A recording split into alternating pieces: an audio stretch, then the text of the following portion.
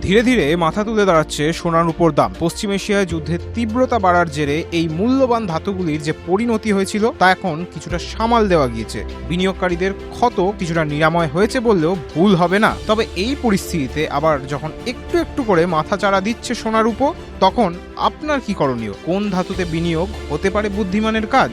প্রথমেই সপ্তাহ শেষে সোনার উপর দামটা দেখে নেওয়া যাক। আজ শনিবার 1 গ্রাম বিশুদ্ধ সোনার দাম চলছে 14,578 টাকা।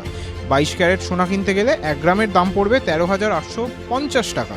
18 ক্যারেট সোনা 1 গ্রাম কিনতে গেলে দাম পড়বে 11,370 টাকা। আর রূপো 1 কেজির দাম চলছে 2,31,902 টাকা। গতকাল অর্থাৎ শুক্রবারের তুলনায় বেশ খানিকটাই দাম বেড়েছে সোনার উপর উভয় ধাতুরই। এই যেমন শুক্রবার 1 গ্রাম বিশুদ্ধ সোনার দাম ছিল 14,212 টাকা। 22 ক্যারেট 1 গ্রামের দাম ছিল 13,500 টাকা। 18 ক্যারেট 1 গ্রামের দাম ছিল 11,085 টাকা। আর রূপো 1 কেজির দাম ছিল 2,28,640 টাকা। তবে সোনার এই বৃদ্ধি যে শুধুই একদিনে হয়েছে এমনটা নয়। এমসিএক্স বলছে গত এক সপ্তাহে প্রায় 5.36% দাম বেড়েছে সোনার। টাকার হিসেবে প্রায় 7,000 টাকার ফারাক রয়েছে। সোনার উপর পরিস্থিতি এখন অনেকটাই স্বাভাবিক। তাহলে প্রশ্ন, আচমকা দাম কমেছিল কেন? এর নেপথ্যে থাকতে পারে মোট 3টি কারণ। প্রথম সম্ভাব্য কারণ উচ্চ সুদের হার। বিশ্বজুড়ে একটা অনিশ্চয়তা পরিস্থিতি। 1 মাসে পা দিয়েছে পশ্চিম এশিয়ার যুদ্ধ, তবু থামার নাম নেই। এদিকে আবার চড়চড়িয়ে বাড়ছিল তেলের দাম। এই আবহে বিশ্বের বেশিরভাগ কেন্দ্রীয় ব্যাংক তাদের সুদের হার কমানোর পরিবর্তে অপরিবর্তিত রাখার সিদ্ধান্ত নেয়। ফলত বিশ্ববাজারে তৈরি হয় চাপ। মার্কিন ফেডারেল রিজার্ভও তাদের সুদের হার অপরিবর্তিত রাখে। ফলে বিশ্ববাজারে দাপট বাড়ে ডলারের। সোনা কেনার জন্য এই ডলারকেই ব্যবহার করে বিশ্বের অন্য দেশগুলি। আর আচমকা এমন ডলারের দাপট বাড়ায় বিনিয়োগকারীদের সঙ্গে সোনার উপর বাড়ে দূরত্ব।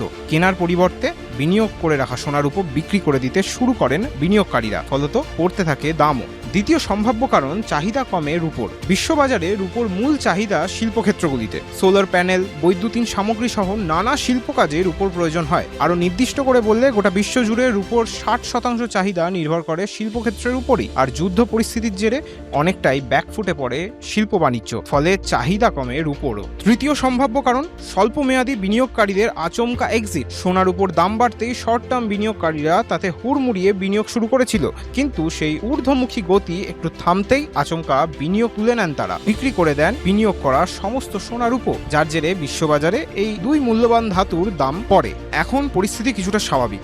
যুদ্ধ থামেনি, বিশ্ববাজারে হওয়া ক্ষত পুরোপুরি নিরাময় হয়েছে এমনটাও নয়। তবে সোনার উপর গ্রাফ অনেকটাই উপরের দিকে।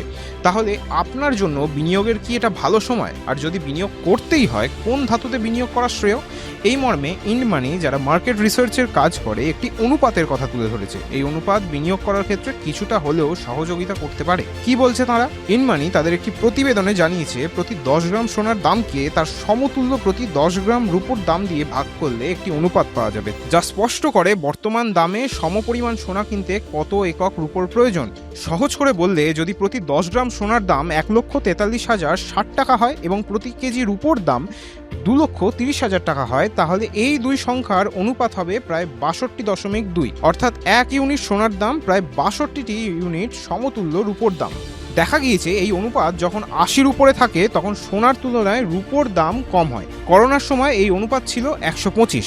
সোনার দাম চড়চড়িয়ে চড়েছিল, রূপোর দাম ছিল নিচে। একইভাবে যখন অনুপাতটি 50-এর নিচে থাকে তখন সোনার দাম কমে, রূপোর দাম চড়ে। 2025 সালের এপ্রিলে এই অনুপাত ছিল 100-র উপরে, যার জেরে সোনার তুলনায় রূপোর দাম ছিল অনেক কম। আবার 2026 সালের জানুয়ারি নাগাদ রূপো সোনার তুলনায় 135 থেকে 150% পর্যন্ত চড়েছিল।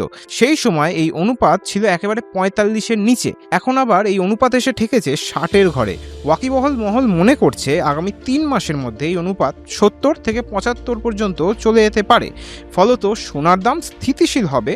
এবার বিনিয়োগ করা প্রয়োজন সেই বুঝেই। ABP live. এবিপি আনন্দ, এগিয়ে থাকে, এগিয়ে রাখে।